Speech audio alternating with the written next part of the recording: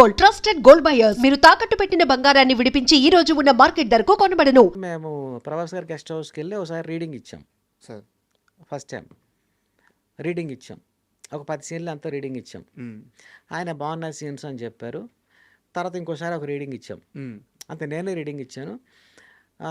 ఆ తర్వాత మళ్ళీ ఒక ఐస్ ఫైట్ దగ్గర మళ్ళీ అప్పుడు మాత్రం ఒకసారి నేను ఒక కరెక్షన్ ఒకటి చెప్పాను డైరెక్టర్ గారికి. అది చెప్పారు హీరో గారికి. చెప్తే ఆయన చాలా బాగుంది ఐడియా. అదే తెలుసు మీకు, ఐస్ ఫైట్ ఉంది కదా, ఐస్ ఫైట్లో యాక్చువల్గా అక్కడ ప్రభాస్ కొట్టాలి, ఐస్ కొట్టాలి, కానీ కొట్టాడు. ఫాదర్ ఆపుతాడు. అవును, ఫాదర్ ఆపితే మన తెలుగు బ్యాచ్ అందరూ ఏమన్నారంటే అది కొడితే బాగుంటుంది, ప్రభాస్ ఐస్ కొట్టకుండా భయపడితే బాగోదు అని ఇలా 2-3 రోజులు డిస్కషన్ దీని మీద. సో డైరెక్టర్ గారి ప్రకారం ఏంటి, కొట్టకూడదు, అదే కొడితే హీరో అయిపోతాడు ప్రభాస్. ఆ రిషి అన్నవాడికి ఆపోజిట్లో ఇతను కొట్టి కాజల్ దృష్టిలో మార్కులు పడకూడదు అన్నది ఆయన సెన్స్. సో అక్కడి నుంచే ఆ డైలాగ్ దమ్మంటే ప్రదర్శించేది కాదు, సందర్భాన్ని బట్టి అదే బయటకు వస్తుంది. అక్కడ అది వేసి అప్పుడు నేను చేంజ్ పెట్టింది ఏంటంటే, అది ఓ పని చేద్దాం సార్, ఇక్కడ వదిలేద్దాం, తర్వాత ఫైట్ ఉంది కదా, ఆ ఫైట్లో 2 ఐసులు పెడదాం, ఎవడో తీసుకెళ్తున్నాడు, ఇతను రౌడీని కొడుతుంటే మిస్ అయ్యి హ్యాండ్ తగిలింది, అది 4 ముక్కలైంది అంటే అదిరిపోయింది అన్నారు. అబ్బా, అది పడకపోతే అసలు కంప్లీట్నెస్ లేదు. సో అప్పుడు ప్రభాస్ గారికి చెప్పారంట. చెప్తే అసలు అదిరిపోయింది, చాలా బాగుంది థియేటర్లో కూడా అదే ఇవాళ మన రెస్పాన్స్ కూడా పీక్ అక్కడ. So as it is Kajal చెప్తుంది, అవును అంకుల్ దమ్మన్నది ప్రశ్నించేది సిచ్యువేషన్ బట్టి బయట రావాలి అంటే. ఆ మిగతా సినిమాల నుంచి ఇది సపరేట్ అవ్వడానికి ఇవన్నీ కూడా అంటే అతనికి ఇన్స్టెంట్ ఎమోషన్ అయిపోయి, ఇప్పుడు ఎలా ఉంటుంది మన రెగ్యులర్ కమర్షియల్ హీరోలు ఐస్ కొట్టాలి అంటే టప్ వచ్చి 10 పెట్టండి 20 పెట్టండి అని కొట్టేస్తారు. ఇక్కడేంటి ఆపేశారు. ఆపి అంటే ఎక్కడ తగ్గించాలి, ఎక్కడ లేపాలి. సో అక్కడ అంటే ప్రభాస్ అన్న వ్యక్తి మిస్ అయితేనే అంతలా కొట్టాడు అంటే, ఒరిజినల్ కొడితే ఎలా అయిపోయేదో అక్కడ అంత అద్భుతమైన రెస్పాన్స్ వచ్చింది. అవును, అతని క్యారెక్టరేషన్ ప్రకారం అది. సార్ యాక్చువల్గా ఒక సీరియస్ క్వశ్చన్స్ మా దగ్గర. హ్యాపీ, ఉల్లాసంగా, ఉత్సాహంగా అండ్ డార్లింగ్ 3 అద్భుతమైన సినిమాలు, కమర్షియల్గా కూడా మంచిగా వర్కౌట్ అయిన 3 సినిమాలు. కరుణాకర్ గారిది ఎందుకంటే ప్రేమంటే, ఆ మూవీకి మీరెందుకు డైలాగ్స్ రాయలేదు?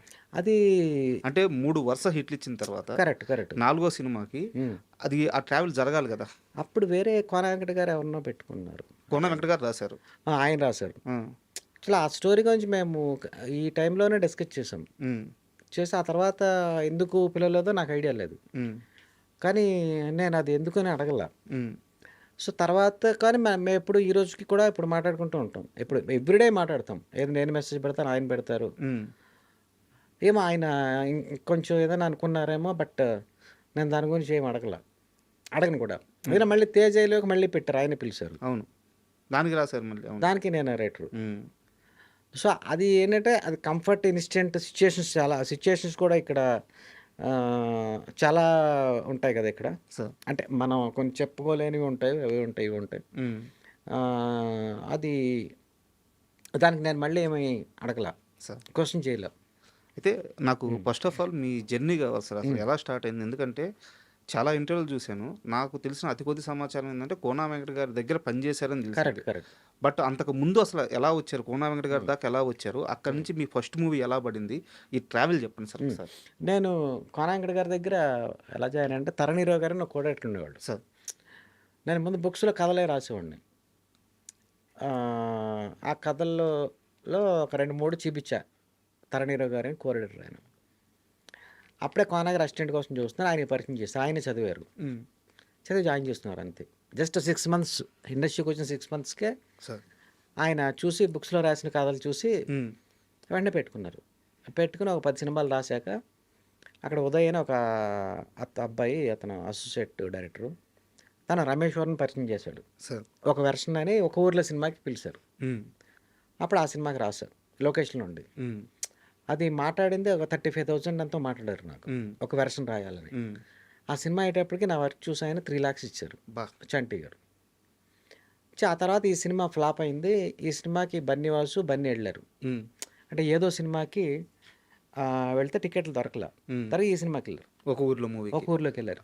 ప్లాన్ లేదు, సడన్గా వెళ్ళిపోయారు. సడన్గా వెళ్ళారు. డైలాగులు బాగున్నాయి అని చెప్పి నాకు మార్నింగే బన్నీవాసు ఫోన్ చేశారు. ఆ, నేను బన్నీవాసు అండి, ఇలా బన్నీ మిమ్మల్ని అడిగారు ఒకసారి రమ్మన్నారు. ఉమ్, అంటే వెంటనే ఇది మనల్ని పిలవడం అంటే అని వెళ్ళాను. ఉమ్, వెళ్తే ఇలా హ్యాపీనో సినిమా చేస్తున్నాం, మీరు డైలాగులు రాయాలి అన్నారు. అంతే రాశాను. రాస్తే ఫస్ట్ హాఫ్ నేరేషన్ ఇవ్వగానే వాళ్ళకి పిచ్చి పిచ్చిగా నచ్చినాయి. ఉమ్, నచ్చి నాకు అప్పుడే కరుణాకరణ్ గారిని వీళ్ళు పరిచయం చేశారు. ఓకే. సో అలా రాసాము. అక్కడి నుంచి డైరెక్టర్ గారు నాకు పరిచయం. ఇంకా అది కంటిన్యూ అయ్యాం అక్కడి నుంచి. అల్లు అర్జున్ గారికి టికెట్ దొరకపోవడం మీకు అదృష్టం అయింది. అది కరెక్ట్. నాకు అదృష్టమైంది. వాళ్ళు చూస్తుంటే వాళ్ళు చూడకపోతే ఆ, నన్ను పిలిచేవాళ్ళు కాదు. కరెక్ట్. బాగా చేస్తారు అప్పుడు రాసినప్పుడే. ఇంకా లొకేషన్లో కూడా ఉండి రాసాం అది. అయితే ఒక చిన్న డౌట్ సార్, ఉమ్. ఇదే హ్యాపీ సినిమాకి నాకు తెలిసి అప్పటికే కోనా వెంకట్ గారు ఉన్నారు. కొంతవరకు చేస్తున్నారు. అవును. ఆ ప్రాజెక్ట్ మీ చేతుల్లోకి వచ్చే ప్రాసెస్లో మీరు రాస్తున్నప్పుడు, తర్వాత మీ చేతుల్లోకి వచ్చేసిన తర్వాత అయినా సరే ఉమ్. మీ గురువు గారి దగ్గరికి వెళ్ళి ఇలా జరిగింది, ఇలా నేను వర్క్ చేస్తున్నాను అని షేర్ చేసుకున్నారా, చేయలేదా? అది వీళ్ళు మరి ఎవరు రాసా వాళ్ళే చెప్పారు. బన్నే చెప్పాడు, కోనంగట్ గారితో రాయించాము, ఉమ్, అదొక వెర్షన్ ఉంది, మీరు ఒక వెర్షన్ రాయండి అన్నారు. మరి కోనా గారు మరి గబుక్కుని మరి చెప్పాలి కదా అంటే మేము చెప్తామని చెప్పారు ఉమ్, వాళ్ళు. సో నేను రాసిన ఆ కోన గారు కూడా బాగా అటువంటి లైట్ తీసుకుంటారు. ఎందుకంటే బాగా రావాలి ఆయన, అంతే. సినిమా బాగుంటే అది ఎవరికైనా యూజ్ అవుతుంది. నాకు అంచేత నేను మధ్యలో ఒకసారి ఫోన్ చేసినప్పుడు చెప్పాను. ఉమ్, చెప్తే ఒక సూపర్ అన్నారు. అంచేత ఆయన పేరు కూడా ఉంచారు. ఉమ్, ఏమి తీయాలి, నా పేరు వేశారు అంతే. సార్ అయితే కోనా వెంకట గారి జర్నీ కూడా చాలా ఇన్స్పిరేషనల్ జర్నీ సార్. ఎందుకంటే పెద్ద కుటుంబంలో పుట్టారు, తర్వాత ఒక సినిమా తీసి తోకలేని పెట్ట, చాలా ఫైనాన్షియల్ క్రైసిస్లోకి వెళ్ళారు. కరెక్ట్. ఇండస్ట్రీలో తను బతకడానికి ఒక మార్గం ఎంచుకోవాలని చెప్పి కష్టపడి పని నేర్చుకొని ఇక్కడ ఒక పెద్ద స్థాయికి వచ్చారు. కరెక్ట్. మీరు ఆయనతో కలిసి ట్రావెల్ అయ్యారు కాబట్టి, 10 సినిమాలు చేశారు కాబట్టి, ఒక మర్చిపోలేని మూమెంట్ ఏదైనా ఒక డేలో ఆయన కష్టం గురించి కానీ, ఆయన స్నేహానికి ఇచ్చే వాల్యూ కానీ, ఒక ఒక మూమెంట్ గురించి ఏమైనా షేర్ చేయండి సార్. ఆయన అంటే నైట్ ఏంటంటే ఆయన చాలా ఫ్రీగా వదులుతారు. అంటే మనుషుల్ని చాలా ఫ్రెండ్లీగా, సరదా సరదాగా. ఇప్పుడు నేను ఒక 5 సినిమాలు చేశాక మన హరిశంకర్ వచ్చాడు. ఉమ్, హరిశంకర్ కూడా అక్కడే. ఉమ్, సో ఆయనకి ఈవినింగ్ సరదా కబుర్లే, అంటే హ్యాపీ మూడ్, అంటే ఇన్సిడెంట్స్ ఏమి లేవు కానీ సరదా సరదాగా ఉండేది. చాలా ఫాస్ట్, అంటే నెలకి 2 సినిమాలు 3 సినిమాలు రాసేసేవాళ్ళం. ఉమ్, మొత్తం ఇండస్ట్రీలో అందరు డైరెక్టర్లు వచ్చేవాళ్ళు ఆయన దగ్గరికి. టకటక్కడ ఇంక రాయడమే, పగలు రాత్రి రాయడమే పని. ఉమ్, నేను అదే ఒక 5-6 సినిమాలు రాసా. హరీష్ 2-3 వీడే, వెంకీ అని 2 సినిమా వీడేకి వచ్చాడు. వీడేని అందరివాడికి తను వచ్చాడు. ఉమ్, తర్వాత వెళ్ళిపోయాడు. మళ్ళీ అందరివాడు, నెక్స్ట్ వెంకీ, ఇవన్నీ కూడా మళ్ళీ నేను కంటిన్యూ అయ్యాను. ఉమ్, అంటే ఆయన దగ్గర ఎక్కువ పరిచయాలు. నెక్స్ట్ ఆయన ఏంటంటే ఎవరిని ఇమ్మీడియట్గా పరిచయం చేయడం, ఉమ్. అంటే అందరూ ఎదగాలన్న పాయింట్ ఉంటుంది ఆయన దగ్గర. దాచిపెట్టడం ఉండదు. అస్సలు ఓపెన్ అంతా సరదాగా. ఇప్పుడు డైరెక్టర్ దగ్గర కూడా ఆ సీన్లు ఇచ్చేసే అని పంపించేవాళ్ళు. ఉమ్, చాలామంది భయపడతారు, వాళ్ళకి ఎందుకు పరిచయం చేయడం, ఇలా ఉంటుంది. సో అలా నాకు సర్కిల్ ఆయన దగ్గర పెద్ద సర్కిల్ వచ్చింది. అందరికీ కోన గారు అసిస్టెంట్ అని అందరికీ తెలుసు. ఉమ్, ఒక రెస్పెక్ట్. పైగా ఆయన సినిమాకి ఒక బ్యాక్ బోన్లో ఉంటారు. సినిమా ఆగనవరు ఆయన. సార్. అస్సలు ఎక్కడ ఏ బ్రేక్ పడదు. ఉమ్, కొన్ని ఇంటర్నల్ ప్రాబ్లమ్స్ ఉన్నా ఆయన అది సెట్ చేసి ముందుకు తీసుకెళ్ళేవాళ్ళు సినిమాని. ఓకే. అంటే ఓన్లీ రైటర్గా కాకుండా మిగతా అన్ని రైట్గా కాకుండా మిగతా ఏమైనా డిస్టర్బ్, ఒక పెద్ద మనిషిలాగా ఆయన, ఉమ్, ఆయనకున్న సర్కిల్, లాంగ్వేజెస్, వీటి వల్ల ఏంటంటే కథ ఒప్పించడం దగ్గర ఉమ్, ఇవన్నీ కూడా ఆయనే పర్ఫెక్ట్గా ఒక బ్యాక్ బోన్లా కాసేవాళ్ళు ఆయన. సార్. సార్ అయితే మీ జర్నీ చూసుకుంటే ఆ, ఒక బన్నీ సినిమాకి వర్క్ చేసిన తర్వాత, లేదా ఒక ప్రభాస్ గారి సినిమాకి వర్క్ చేసిన తర్వాత, ఒక వెంకటేష్ గారి సినిమాకి వర్క్ చేసిన తర్వాత, ఈ టాప్ హీరోలు, మిగతా టాప్ హీరో చిరంజీవి గారు కానీ, బాలకృష్ణ గారు కానీ, వీరికి పనిచేయాలని ప్రతి ఒక్క రైటర్కి కోరిక ఉంటుంది. సో మీరు ఆ విధంగా ట్రై చేయలేదా? ట్రై చేసిన ప్రాజెక్ట్స్ ఏమైనా వర్కౌట్ అవ్వలేదా? ఎందువల్ల మిగతా హీరోలను కవర్ చేయలేకపోయారు? అంటే నాకు అసలు నేను ట్రై చేయడం ఏమి ఉండదు. ఇప్పుడు నేను పిలిస్తే వీళ్ళు రాస్తా అంతే. ఇప్పుడు చిరంజీవి అందరివాడి సినిమాకి నేను కోనా గారి దగ్గర వర్క్ చేశాను. అప్పుడు ఒక వెర్షన్ అవి రాసాం. సో ఆ తర్వాత ఆయనతో పనిచేసే అవకాశం రాలా స్ట్రైట్గా ఉన్నప్పుడు. ఇక్కడ నేను డైలాగ్ రైటర్ ఏంటంటే ఎవరి కాళ్ళు ఒక డైరెక్టర్ ఒకళ్ళని కంటిన్యూ చేస్తుంటారు. సో అలా ఈయన దగ్గర నేను కంటిన్యూ అయిపోయి, ఆ తర్వాత మళ్ళీ నాకు మారుతి గారి ఫ్రెండ్షిప్, ఇంకా అక్కడి నుంచి ఆ సర్కిల్, ఇలా నేను బయట ట్రై చేసే అవకాశం అక్కడ ట్రై చేద్దామని, కానీ అలా ఎప్పుడు కోరుకోలే.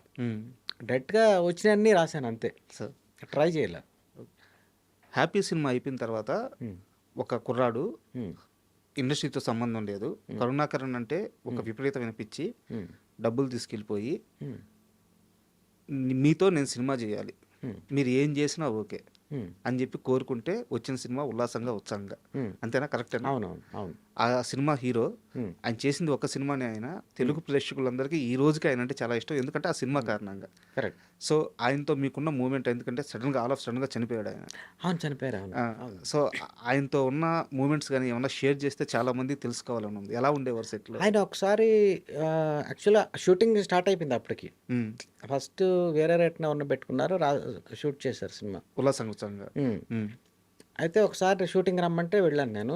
ఆ అబ్బాయిని పరిచయం చేశారు. ఉమ్, అంతకన్నా ఎక్కువ పరిచయం లేదు నాకు. ఉమ్, సో ఆ తర్వాత ఈ ప్రీ క్లైమాక్స్ సీన్ అవి ఒక 20 మినిట్స్ ప్లే ఒకటి ఆగింది. ఉమ్, సో అది ఒకసారి నువ్వు రాయాలి అని చెప్పారు. ఉమ్, చెప్తే సరే సార్ అని చెప్పి ఆ, హీరోయిన్ లోపలికి వెళ్ళి డ్యాన్స్ చేస్తూ ఉంటుంది. ఉమ్, అంటే లోపలికి తలుపేసేసుకొని లోపల డాన్స్ చేస్తే హీరో ఏమనుకుంటాడంటే అమ్మాయి చచ్చిపోతుందేమో అనుకుంటాడు. ఇక్కడ నాకు ఒక డైలాగ్ కావాలి ఉమ్, ఇక్కడ అని చెప్పారు. ఎందుకంటే అది ఏం చేద్దామో తెలియక అందరూ ఆగారు. ఉమ్, షూట్లో ఏం చేద్దాం ఈ డైలాగు ఇక్కడ రావట్లేదు అని చెప్పేసి. సో అప్పుడు రాయమంటే నేను రాసిచ్చా. రాసి ఇది అద్భుతంగా ఉంది, ఇది అసలు భలే ఉంది అంటే అక్కడి నుంచి కిక్ వస్తుంది. అంటే క్లైమాక్స్ ఏం చేయాలో తెలియట్లా. అవును, అవును. సో అప్పుడు చలసాని రామారావు గారు ఉంటారు, ఆయనను కరుణాకర్ గారు మొత్తం ఇది 2 days టైం తీసుకుని రాశాక అప్పుడు మధ్య మధ్యలో కొన్ని సీన్స్ ఇచ్చి ఉమ్, ఇవన్నీ ఈ పంచ్లే యాడ్ చేయించారు. సో ఆ సీన్కి ఏంటంటే ఆ, అంటే ఆ డైలాగ్ అది విచిత్రంగా ఉంటుంది. అంటే ఆ టైంలో అది రాయగలిగేమో తెలియదు. అంటే అందులో కూడా ఏంటంటే ఒక మనిషి, ఒక అబ్బాయి తన లవ్ ఎంత పీక్గా ఉంటుంది. ఇప్పుడు అది లైన్ తెలుసు కదా మీకు. అవును. ఒక అమ్మాయి ఒక చిన్నప్పుడు ఒక అబ్బాయిని లవ్ చేస్తుంది, అతని కోసం వెయిట్ చేస్తుంటుంది. వెయిట్ చేస్తుంది. హీరో లేపు అమ్మాయిని లవ్ చేస్తే, ఆ అమ్మాయి ఏమో నాకు చిన్నప్పుడు ఫ్రెండ్ ఉన్నాడు అని చెప్తుంది. ఉమ్, చెప్తే సరే ఈ డైలాగ్ చెప్తాడు. చెప్తే ఎన్నిసార్లు చెప్పినా సరే నా అబ్బాయి దగ్గర తీసుకెళ్ళి నీది నిజంగా నిజంగా లవ్ అవుతుంది. ఇటు తీసుకెళ్తారు. ఈ ట్రావెలింగ్లో ఈ అమ్మాయి ఇటుతో లవ్లో పడుతుంది. ఉమ్, కరెక్ట్. అక్కడేమవుతుంది, అబ్బాయిని రీచ్ అయిన తర్వాత అబ్బాయి బ్యాడ్ అని ఉంటుంది. ఉమ్, సో వాళ్ళే పెళ్ళి ఆపేస్తారు. ఉమ్, సో అప్పుడు ఈ అమ్మాయి డోర్ వేసుకుంటుంది. డోర్ వేసుకున్నాక ఇక్కడ ఇప్పుడు వీడు తలుపు కొట్టి డైలాగ్ చెప్పాలి. అది ఎలా చెప్పాలి, అందులో ఈ లవ్ వ్యక్తం కావాలి. ఉమ్, సో ఆ అమ్మాయి ఏమో చచ్చిపోతుందని ఈడు అనుకోవాలి. ఇక్కడ ఒక డైలాగు, ఈ డైలాగ్ విని మన అమ్మాయి ఇంకా పూర్తిగా ఇతని వైపు టర్న్ అవ్వాలి. ఉమ్, సో అక్కడ వీడు చెప్తాడనమాట, ధనలక్ష్మి అమ్మాయి పేరు. అవును. తన ఎందుకు అలాగా తలుపేసుకున్నావు, ఏది చేసుకోవద్దు, సూసైడ్ చేసుకోవద్దు అని, ప్రేమించినోడు చచ్చిపోతే సూసైడ్ చేసుకోవాలా. ఇప్పుడు ఆ అమ్మాయి డ్యాన్స్ చేస్తూ ఉంటుంది. ఉమ్, ఇదే పాప ఇలా అనుకుంటున్నాడు, ప్రేమించడం దక్కపోతే సూసైడ్ చేసుకోవాలా. ఇప్పుడు నేను నిన్ను ప్రేమించాను, నువ్వు నాకు దక్కలేదు కదా, దక్కలేదని నేను సూసైడ్ చేసుకుంటున్నానా, ఉమ్, కాదు కదా. మన ప్రేమ నిజం అని చెప్పడానికి వాళ్ళు ఏదైతే కోరుకుంటారో అది చెయ్యాలి. ఉమ్, అలాగే నువ్వు అబ్బాయిని కోరుకున్నావు, సో అతన్ని నేను కలపడానికి నేను ఇక్కడికి వచ్చాను. ఉమ్, సో నువ్వు కూడా అలాగే అబ్బాయిని అలాగైనా కలిసేలాగా చేయాలి తప్ప ఇలా చేసుకోకూడదు, ప్లీజ్ నా మాట విను అంటేప్పటికీ ఆ అమ్మాయి ఇంకా నిజంగా ఇంకా ఫీల్ అయిపోయి అమ్మాయి ఇంకా బయటకు వచ్చి, అంటే ఒక అమ్మాయి డ్రీమ్లో ఒక అబ్బాయిని ఎలా కావాలని కోరుకుంటుందో, అంటే ఇట్స్ ఏ డేటింగ్ కూడా. ఇప్పుడు డార్లింగ్లో కూడా ఏమవుతుంది, ఇప్పుడు ఈ ట్రెండ్ కనెక్ట్ అవ్వడం కారణం ఏంటంటే ఇప్పుడు ఆడపిల్లల మనస్తత్వం ఎలా ఉంటుందంటే ఇమీడియట్గా లవ్ చెప్పేద్దాం అనుకోరు, ఉమ్, చెప్పరు, టైం తీసుకుంటారు. ఈ టైంలో ఏంటి, వీళ్ళని అబ్జర్వ్ చేస్తారు. ఇది క్యారెక్టరేషన్ అంటే మనసులో డేటింగ్ మాట, అది ఉమ్, అబ్జర్వ్ చేస్తుంటారు.